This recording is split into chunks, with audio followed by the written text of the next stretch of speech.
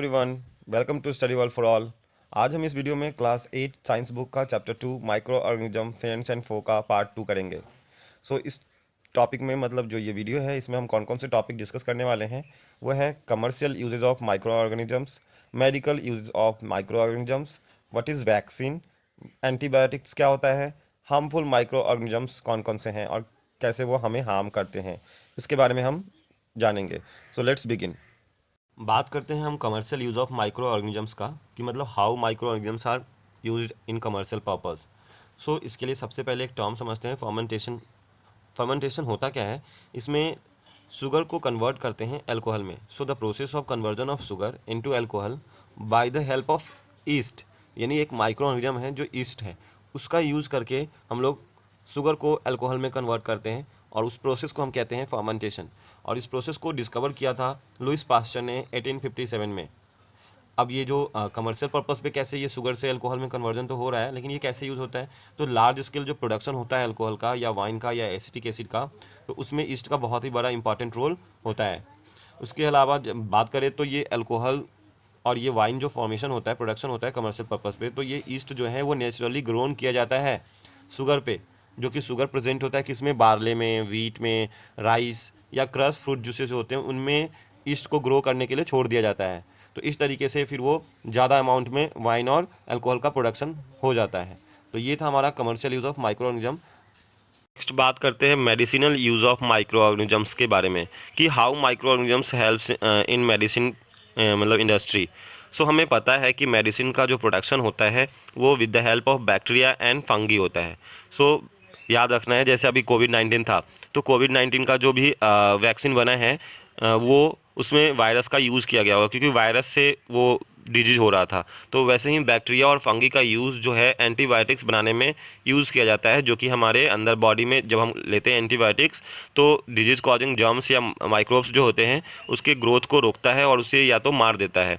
तो इस तरीके से एंटीबायोटिक्स वर्क करता है। The medicine that are made by using bacteria and fungi that kills or stop the growth of disease causing micro organisms are called antibiotics. कुछ antibiotics का नाम जानते हैं, जैसे स्ट्रिप्टोमाइसिन, टेट्रासिलिन एंड इरिथ्रोमाइसिन। ये कुछ एंटीबायोटिक्स के एग्जाम्पल हैं। एंटीबायोटिक्स जो हैं वो अलग अलग फॉर्म में दिए जा सकते हैं, जैसे टैबलेट या कैप्सूल के फॉर्म में दिया जा सकता है या इंजेक्शन के फॉर्म में भी दिया जा सकता है। Antibiotics are even added with the feed of livestock and poultry for checking microbial infections in animals. कभी कभी एंटीबायोटिक्स का क्या होता है, यूज़ किया जाता है जब हम जैसे मुर्गी पालन वगैरह जो करते हैं, पोल्ट्री फार्मिंग जो करते हैं, उनमें लाइव जो उनके फीड होता है जो उनको खिलाने के लिए यूज़ करते हैं उसमें मिला करके दिया जाता है जिससे वहाँ पे इन्फेक्शन ना फैले। उसके अलावा they are also use to control many plant diseases, यानी एंटीबायोटिक्स का यूज़ प्लांट डिजीजेज को भी कंट्रोल करने के लिए यूज़ कर सकते हैं। हम बात करते हैं पेनिसिलिन के बारे में। पेनिसिलिन की खोज जो है 1929 में किया गया था अलेक्जेंडर फ्लेमिंग के द्वारा।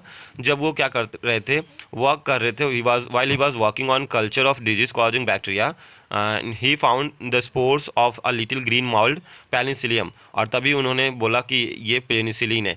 पेनिसिलिन का खोज अलेक्जेंडर फ्लेमिंग ने किया था 1929 में।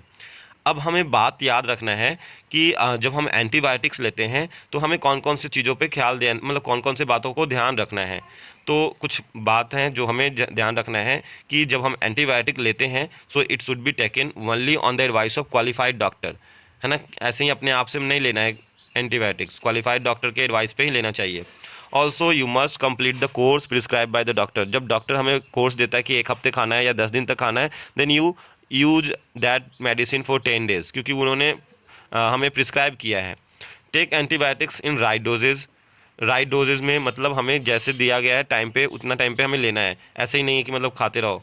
Antibiotics taken unnecessarily may kill the beneficial bacteria in the body. अगर हम अननेसेसरी लेते हैं तो हमारे बॉडी के अंदर एंटीबॉडी बनता है, उसको भी जो हमारे बेनिफिशियल बैक्टीरिया हैं उसको भी वो किल कर देगा, और फिर हम फ्यूचर में हमारे अंदर एंटीबॉडीज़ नहीं बनेगा, हमारे अंदर मतलब फाइट करने के लिए जो एंटीबॉडी जो होते हैं डिजीज से फाइट करने वाले वो बनेंगे ही नहीं, तो फिर हमारा बॉडी जो है जल्दी जल्दी बीमार होने लगेगा। नेक्स्ट है they don't work in the case of viral disease like cold and flu. कभी कभी क्या होता है, किसी को बुखार या कोल्ड वगैरह जो होता है जो कि वायरल डिजीज है और उस केस में हम एंटीबायोटिक लेते हैं तो वो उस केस में सही नहीं होगा, ये ध्यान रखना है। डॉक्टर हमें जब प्रिस्क्राइब करता है 10 दिन का तो 10 दिन ही खाना है, अगर हमें चाहे तो वो बीमारी सही भी ना हो जाए, कोई कोई क्या होता है कि एक दिन में सही हो गया तो वो अगले दिन से बंद कर देते हैं। तो इस तरीके से करोगे तो फिर आपका वो हार्मफुल है। अब अगर हमें डॉक्टर प्रिस्क्राइब करता है 10 दिन तक, तो हम 10 दिन लेंगे वो चीज़ें। तो इस तरीके से मेडिसिनल यूज़ था हमारा माइक्रो ऑर्गेनिजम्स का। करते हैं वैक्सीन के बारे में। वैक्सीन क्या होता है? When a disease carrying microbe enters our body, the antibodies produced by our body fight with the invader. जब हमारे अंदर में कोई भी डिजीज कैरिंग माइक्रोब्स एंटर कर जाता है तो मैंने बताया था अभी कि वहाँ पे एंटीबॉडीज बनता है, प्रोड्यूस होता है, जो कि इन्वेडर से फाइट करने के लिए। If microbes enter again, the body also remember that how to fight with the microbes. और हमारा बॉडी जो है उसे मतलब याद हो जाता है कि हम उस माइक्रो ऑर्गेनिज्म से कैसे फाइट करें। If dead or weakened microbes are infected in a healthy body, sorry, injected in the healthy body, मतलब जब अगर हम अपने शरीर के अंदर यानी बॉडी के अंदर डेड और वीकेंड माइक्रोब्स को इंजेक्ट करते हैं, सो बॉडी जो है वो फाइट करता है और किल करता है। जो देखो लिखा हुआ है the body fights and kill them by producing suitable antibodies. तो वहाँ पे क्या होता है, एंटीबॉडीज़ प्रोड्यूस होता है और वो उसे फाइट करके उसे किल कर देता है। Antibodies remain in the body for protecting from the disease causing microbes, this is how a vaccine works. देखो बोल रहा है कि एंटीबॉडीज जो है हमारे बॉडी के अंदर हमेशा बनते रहता है, जिससे कि हमारा डिजीज कॉजिंग माइक्रोब से प्रोटेक्शन होता रहे। और इसी तरह से वैक्सीन जो है वर्क करता है, क्योंकि हम लोगों ने पास्ट में उस डिजीज़ के खिलाफ वैक्सीन ले लिया है। जैसे सपोज़ हमने कोविड-19 के लिए वैक्सीन लिया है, तो हम फ्यूचर में सेफ़ हैं, क्योंकि अगर हमारे अंदर कोविड-19 का मतलब वायरस जो है एंटर भी हमारे अंदर करता है, तो उसे या तो उसे कमज़ोर कर देगा हमारा वैक्सीन, क्योंकि हमने ऑलरेडी एंटीबॉडीज उसके खिलाफ प्रोड्यूस करने वाला यानी चीज़ ले लिया है ना? तो इस तरीके से वो प्रोटेक्शन हो जाएगा। कुछ ऐसे डिजीजेज हैं जो कि प्रिवेंशन किया जा सकता है उसका वैक्सीनेशन के ही द्वारा। जैसे एक तो कोविड-19 था, कॉलरा हो गया, ट्यूबरक्लोसिस हो गया, स्मॉल पॉक्स हो गया, हेपेटाइटिस हो गया। ये सारे वैक्सीनेशन के द्वारा ही ख़त्म किए जा सकते हैं। इसके मतलब प्रिवेंशन किया जा सकता है। 1798 में एडवर्ड जेनर थे, उन्होंने पहली बार स्मॉल पॉक्स का वैक्सीन डिस्कवर किया था। सो स्मॉल पॉक्स का वैक्सीन किन्होंने डिस्कवर किया? एडवर्ड जेनर ने 1798 में। हम बात करते हैं पल्स पोलियो प्रोग्राम का। उसमें क्या होता था कि 2 ड्रॉप या 1 बूंद बोलते हैं ना कि ज़िंदगी के लिए, तो यानी बच्चों को पोलियो का मतलब ड्रॉप दिया जाता था। तो वो भी एक वैक्सीन ही है, जो हमारे अंदर में जाकर के क्या होता है, पोलियो के खिलाफ मतलब जो भी पोलियो वायरस है उसके अगेंस्ट एंटीबॉडीज़ प्रोड्यूस करता है और हम फिर पोलियो से बच जाते हैं। स्मॉल पॉक्स के लिए वर्ल्ड वाइड कैंपेन चला था, जिसमें फाइनली जो है वो पूरे वर्ल्ड से स्मॉल पॉक्स अब ख़त्म हो गया है। तो इस तरीके से जो है वैक्सीन वर्क करता है। हम बात करते हैं हार्मफुल माइक्रो ऑर्गेनिज्म के बारे में, क्योंकि हमने फ्रेंड के बारे में तो जान लिया कि how micro organisms are friend. So now we will discuss how micro organisms are foe. So micro organisms जो हैं वो ह्यूमन बींग्स में, प्लांट्स में, एनिमल्स में डिजीज़ कॉज करते हैं। और उस तरह के माइक्रो ऑर्गेनिज्म जो हमारे अंदर क्या करते हैं, डिजीज़ कॉज करते हैं, उनको हम पैथोजन कहते हैं। Disease causing micro organisms are known as pathogen. उसके अलावा जो माइक्रो ऑर्गेनिजम्स हैं वो फूड को स्पॉइल करते हैं, क्लोथ को स्पॉइल करते हैं, लेदर से बने हुए चीज़ों को भी स्पॉइल करते हैं। अगर मैं बात करूँ ह्यूमन बींग्स में, जो माइक्रोबियल डिजीज़ हैं, जो माइक्रो ऑर्गेनिज्म के कारण होने वाले डिजीज़ हैं, वो एक पर्सन से दूसरे पर्सन में फैलता है, यानी एक इन्फेक्टेड पर्सन से दूसरे हेल्दी पर्सन में फैलता है थ्रू एयर, वाटर, फूड और फिजिकल कॉन्टैक्ट। उस तरह के डिजीज़ को हम कम्युनिकेबल डिजीज़ कहते हैं। जैसे कुछ example, cholera, common cold, chicken pox, tuberculosis. Take an example of कोविड-19, this is also a communicable disease. तो इस तरीके से कम्युनिकेबल डिजीज़ जो है वो स्प्रेड करता है infected person to healthy person. ये जो पैथोजेंस हैं ये हमारे बॉडी के अंदर कैसे एंटर करते हैं? पैथोजन मैंने बोला, pathogen means disease causing micro organisms. ये हमारे बॉडी के अंदर कैसे एंटर करते हैं? So they enter through air, water और फूड, जो हम लोग मतलब बेसिकली यूज़ करते हैं। उसके अलावा मैंने बताया कि डायरेक्ट कांटेक्ट के साथ होता है। अगर इन्फेक्टेड पर्सन है, जिसे मान लो कोई बीमारी है, तो उसके कांटेक्ट में आया तो वो उसके कारण हमारे अंदर में पैथोजन एंटर कर जाएगा और हम भी उस बीमारी से सफ़र कर सकते हैं। उस अब बात करते हैं, there are some insects and animals which act as carriers, यानी जो कैरियर का काम करते हैं, जो कि जो डिजीज कॉजिंग माइक्रोब्स हैं उनको वो कैरी करते हैं। जैसे मैं बात करूँ हाउस फ्लाई के, anopheles mosquito, female anopheles mosquito के बारे में बात करूँ, तो ये क्या करते हैं, मलेरिया जो बीमारी है उसको उसके मतलब जो पैरासाइट से होने वाला बीमारी है तो उसको कैरी करता है female anopheles mosquito. So female anopheles mosquito act as a carrier because it carries the parasites of malaria. Similarly female aedes mosquito जो है वो कैरियर है डेंगू वायरस का, जिसके कारण हमें डेंगू होता है। अब ये जो हैं ये कैसे कैरियर के काम करते हैं, तो क्या होता है कि हाउस फ्लाई या मॉस्किटोज़ जो हैं वो गार्बेज और एक्सक्रीटा पे बैठते हैं, तो उसमें जो पैथोजेंस हैं उनके बॉडी में स्टिक कर जाते हैं, और जब वो हमारे यानी अनकवर्ड फूड या वाटर होगा उस पर जब बैठेंगे तो वो क्या कर देंगे, वो ट्रांसफ़र कर देंगे पैथोजेंस, और हम जब वो उसको यूज़ करेंगे तो वो हमारे अंदर में एंटर कर जाएगा। सो टू अवॉइड दिस, मतलब इसके ब्रीडिंग को अवॉइड करना है, यानी हाउस फ्लाइट से कांटेक्ट में ना आए ये फूड और वाटर, उससे हमें क्या करना पड़ेगा, हमारे फूड को कवर करके रखना पड़ेगा। उसके अलावा जो मैंने बताया कि मॉस्किटो जो है वो कैरियर का काम करता है, तो मॉस्किटोज़ ब्रीड कहाँ करता है, मॉस्किटोज़ ब्रीड करते हैं वाटर में। तो मॉस्किटो के ब्रीडिंग्स को हमें रोकना है तो हमें कहीं पे कूलर में, टायर्स में, हम अपने छत पे, है ना, कहीं पे वाटर को कलेक्ट ना होने दें, उसको हमें रोकना पड़ेगा, तभी हम मॉस्किटोज़ के ब्रीडिंग को रोक पाएंगे। हम डिस्कस करते हैं एनसीईआरटी बुक का टेबल नंबर 2.1। इसमें हमें डिस्कस करना है ह्यूमन डिजीज़ के बारे में, and what are the causative micro organisms, means किस माइक्रो ऑर्गेनिज्म के कारण वो बीमारी फैलता है। इसके अलावा मोड ऑफ ट्रांसमिशन, कैसे वो बीमारी फैला, और लास्टली हम लोग बात करेंगे कि उसे कैसे प्रिवेंट किया जाए उस बीमारी को। जैसे ट्यूबरक्लोसिस है तो ये बैक्टीरिया के कारण होने वाली बीमारी है। मोड ऑफ ट्रांसमिशन जो है वो एयर है, मीन्स एयर के कारण ये फैलता है। एयर अगर उसमें मतलब बैक्टीरिया है एयर में तो आपको उससे हो सकता है। इसका प्रिवेंशन जो है, इसमें करना क्या है, जो भी बीमारी मतलब जिसको भी बीमारी हो रखा है उनको आइसोलेट कर दो, मतलब अलग आइसोलेशन में रखना है। उसके अलावा उनके जो पर्सनल बिलोंगिंग्स हैं वो पेशेंट का, दूसरा लोग उसे यूज़ ना करें, और सही समय पे वैक्सीनेशन लेना, ये सबसे इम्पॉर्टेंट है। बात करते हैं मीजल्स, ये वायरस डिजीज़ है। चिकन पॉक्स ये भी वायरस डिजीज़ है, और पोलियो ये भी वायरस डिजीज़ है। मीजल्स की बात करें तो ये एयर से ट्रांसमिट होता है।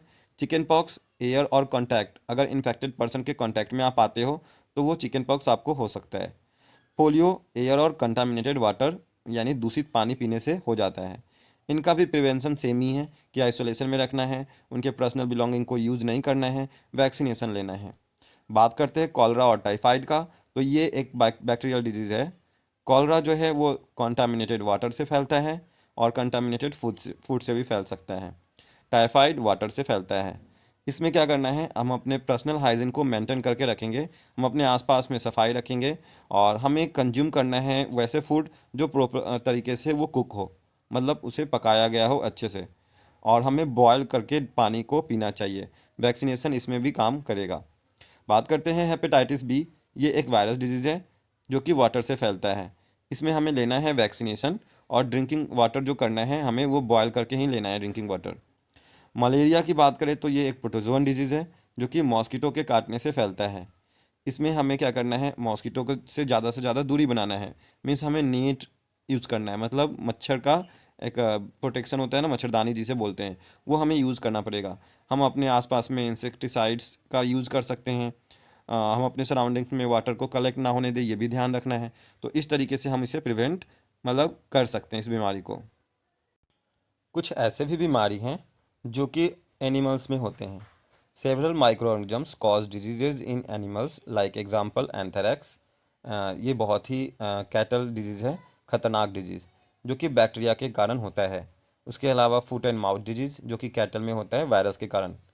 रॉबर्ट कोच ने बैक्टीरियम को डिस्कवर किया था विच कॉजेज एंथ्रेक्स डिजीज़, मतलब जो एंथ्रेक्स डिजीज़ कॉज करने वाला बैक्टीरियम है, जिसे हम बैसिलियस एंथ्रेसिस भी कहते हैं, उसका डिस्कवर जो है रॉबर्ट कुच ने किया था 1876 में।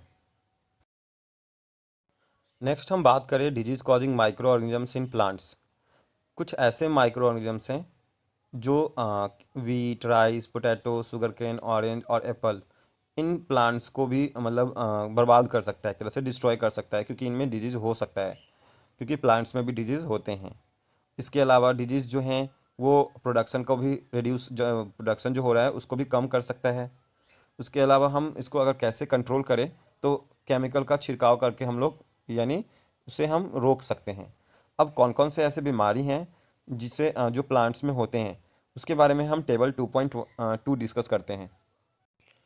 प्लांट डिजीजेज जो कि टेबल 2.2 में दिया हुआ है वो है सिट्रस कैंकर, जो कि बैक्टीरिया के द्वारा होता है। इसमें ट्रांसमिशन कैसे होता है? एयर में बैक्टीरिया, एयर में बैक्टीरिया है और उसके कारण सिट्रस कैंकर हो सकता है।